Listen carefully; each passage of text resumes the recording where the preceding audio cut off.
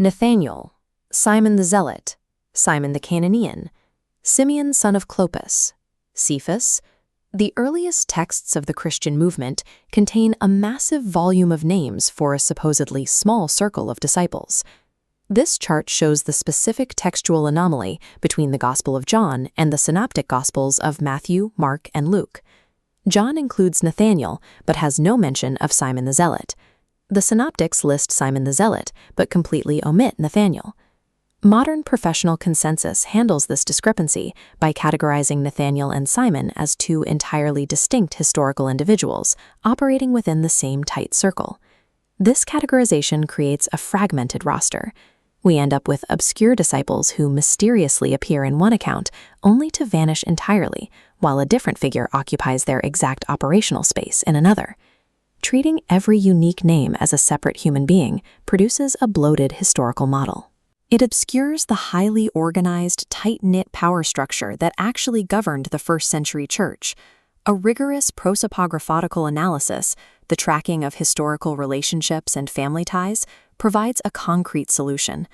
Textual and patristic evidence proves that Nathanael, Simon the Zealot, and Simeon son of Clopas are the exact same person. This apparent fragmentation is the result of early church writers deliberately tailoring a single leader's identity.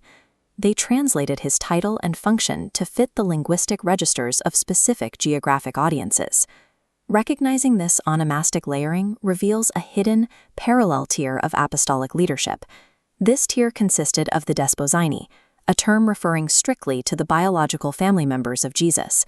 Prominent historical figures like Joseph Barsabbas operated entirely within this powerful parallel tier, even though they were never formal members of the 12.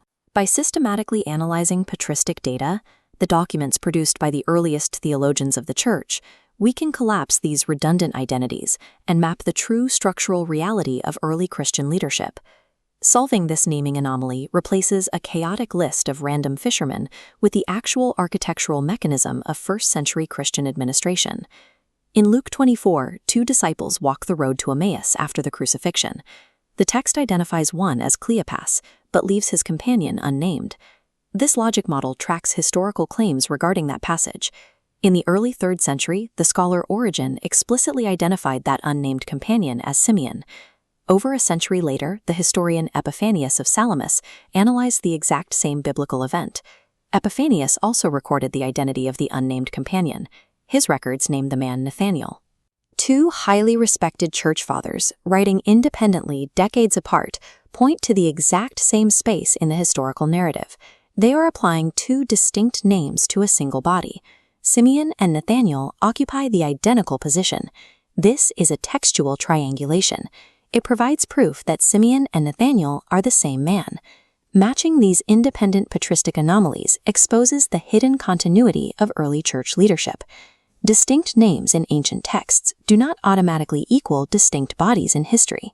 The Origen-Epiphanius triangulation was not an isolated mistake. We find exact corroboration in Eastern patristic sources. Texts like Pseudo-Hippolytus and the Arabic Preaching explicitly combine the distinct titles into one profile. The text reads, Simon, son of Cleophas, called Jude, who is Nathanael, called the Zealot. The Greek, Coptic, and Ethiopic communions universally preserved this composite identity in their official records. This is a translation matrix mapping the 6 names of Simeon. The early church utilized a specific localization strategy, assigning names based on the cultural context of the target audience. The Gospel of John uses the intimate Hebrew birth name, Nathanael, because it was written for an audience familiar with the inner circle of the family. The Synoptic Gospels target a broader Greco-Roman audience. They use political identifiers, the Greek zealot and the Aramaic Cananean, to signal his rigorous ideological background. Early historians like Hegesippus utilize the institutional dynastic title Simeon son of Clopas to emphasize his royal Davidic lineage for administrative records. The fragmentation of the apostles is a feature of highly sophisticated first-century communication, mapping specific titles to specific demographics. Understanding this naming matrix allows us to look past the formal 12 and examine the desposyni, the biological family network functioning directly alongside them. Acts details a selection process to replace the traitor Judas Iscariot. The council nominates 2 candidates, Matthias and a Desposini family member named Joseph Barsabbas. This organizational chart illustrates the decision. The apostles cast lots to fill the formal slot in the 12. The lot falls to Matthias. Matthias moves into the formal structure.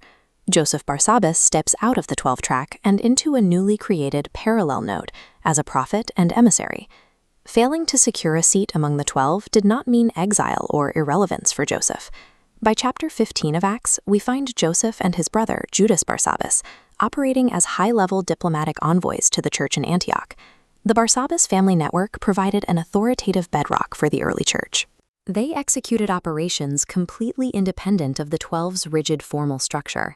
True apostolic authority in the 1st century relied upon the parallel, lifelong administrative dedication of the Desposini network. We can now initiate the final synthesis of the evidence. This chaotic network graph is the result of reading every translated name literally, but textual triangulation and 1st century naming conventions demand that we unify these identities.